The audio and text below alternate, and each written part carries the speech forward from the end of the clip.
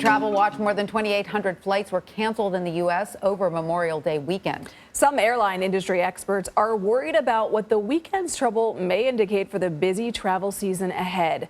Weather delays and crews calling in sick because of COVID-19 are largely to blame for cancellations, plus staff shortages sparked by layoffs when the pandemic grounded the majority of flights are forcing airlines to trim their summer schedules. Helane Becker joins us now. She's a managing director at Cowen, an investment banking company, and she covers the industrials and consumer sectors.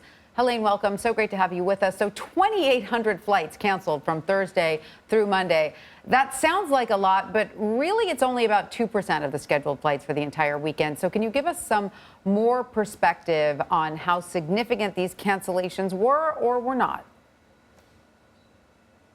Well, so it's the equivalent of a storm, sort of a thunderstorm or a winter weather storm that would cause flights to be canceled.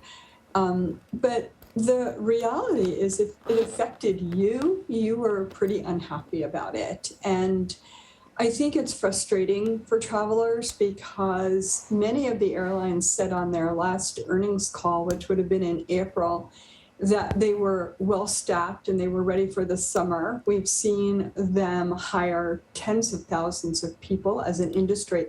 In fact, according to the Department of Transportation latest statistics, we are back to pre-pandemic levels of employment for every labor group except for pilots. And that's a problem. And the other problems are vendor hiring, caterers, even at airport staffing is down. And the other area where we're seeing issues is air traffic controllers. They also get sick, like the general population, and they call in sick as well. And that wreaks havoc across the network. I flew last week and the airport was absolutely packed, as was the plane.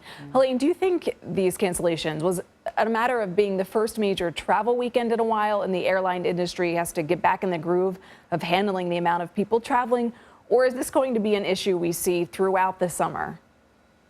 It's going to be an issue throughout the summer. It's going to be be patient is kind of going to be the mantra for the summer months. So here's the thing to think about.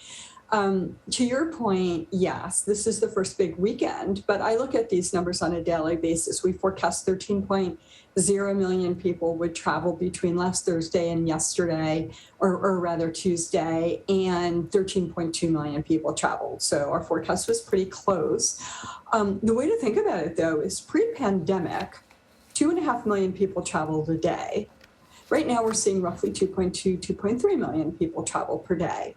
And that's with international still down about 50 or 60%, depending on the market, more in Asia, and down in business travel. Corporates are still down about 40%. So if we were back to pre-pandemic levels on those two groups, we'd be right about 2.9 or 3 million passengers a day versus pre-pandemic at 2.5 million people per day. So we forecast or estimating that leisure travel is up between 30 and 40% over 2019 levels. And that's with airfares up about 35% year to date and probably up another 7% this month. So we've got fuel, all those inflationary pressures you guys have been talking about most of the year. And then you have the labor cost pressures, and we already talked about the air traffic control situation.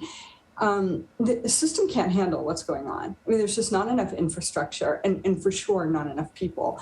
And so we have to be patient this summer because it's unlike the winter storms where you can properly forecast that we're going to get a big snowstorm hitting some region and you can reallocate passengers to other markets, shut down, whatever. With thunderstorms, very often they pop up and you don't have a lot of warning.